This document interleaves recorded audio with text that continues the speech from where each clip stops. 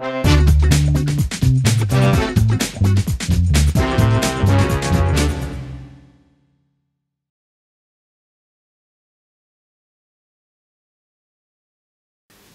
mon nom est François Meunier, vous me connaissez, je suis un ancien président de la DFCG et j'ai l'honneur d'être le responsable blog de la DFCG avec ses 10 000 visiteurs réguliers.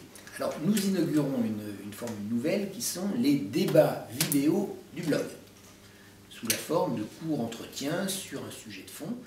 Nous commençons ces séries d'entretiens en invitant Jérôme Caz. Jérôme Caz est l'ancien dirigeant de Coface, est un observateur critique, affûté de la finance.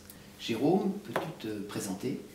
Oui, bonjour François, tu me connais, mais peut-être que tous les auditeurs du blog ne me connaissent pas. Donc j'ai été pendant beaucoup d'années directeur général de Coface, et puis j'ai quitté Coface. Aujourd'hui, je suis indépendant, et à côté d'une activité où j'essaie de lancer une start-up internet, j'ai décidé de lancer aussi une activité de dénonciation de ce que j'appelle la finance spéculatrice et que j'ai bien pu observer en 6 années de direction générale, du comité de direction générale de Natixis.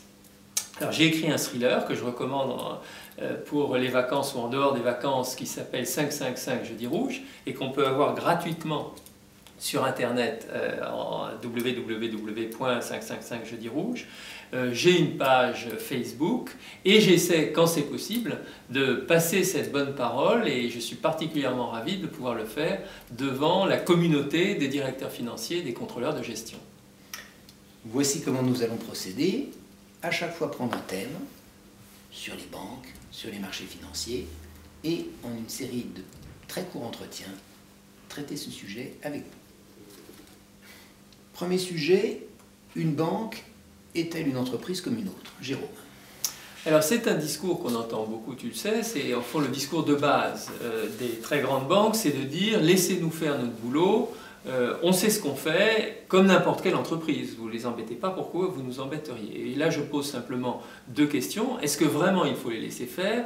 Et deuxièmement, au fond c'est quoi finalement ce travail qu'elles font pour nous?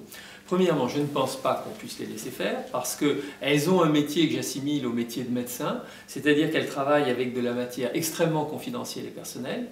Et deuxièmement, elles travaillent avec des produits dangereux, comme les médicaments pour les médecins. Si on en prend trop, on peut en mourir, ou si on prend le mauvais. Donc il faut les surveiller, oui, comme on surveille le corps médical. Deuxième élément, je pense qu'il y a aussi à se préoccuper de ce qu'elles font. Et qu'au cours des 15 dernières années, on a vu se développer un formidable malentendu sur à quoi servent les banques. Dans le passé, c'était simple, on disait elles font du crédit, elles gardent notre argent. Et puis avec la découverte des marchés financiers, on a vu qu'il y avait tout à coup un glissement et qu'elles utilisent le monopole qu'elles ont pour gérer notre argent ou nos crédits pour faire de l'argent sur les marchés.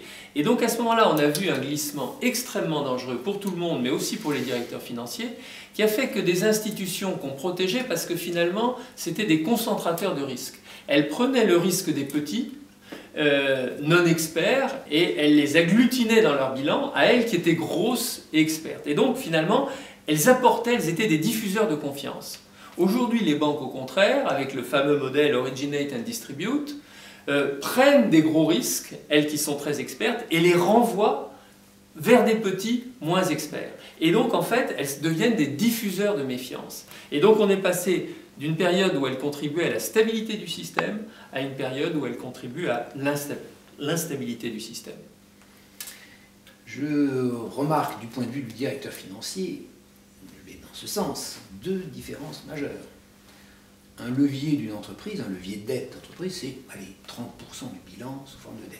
Une banque, énorme différence, le levier c'est 90%, on recommande aujourd'hui, mais c'était au cœur de la crise, 95, 97, 98%.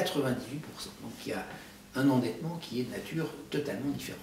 Deuxième différence, c'est que les créanciers des banques, ça n'est pas des obligataires puissants, ça n'est pas des banques puissantes, c'est toi, moi, c'est l'épargnant, le déposant bancaire, et qui, allant à sa banque, n'est pas conscient qu'il lui prête de l'argent, il attend un service bancaire. Et donc, il y a un problème fondamental vis-à-vis de la banque, qui est le problème de la surveillance de la banque, qui n'est pas exercée par les créanciers, et peu, on le sait, ce n'est pas leur rôle d'ailleurs immédiat, par les actionnaires. D'où le rôle régulateur bancaire qui est censé être le substitut d'un créancier défaillant.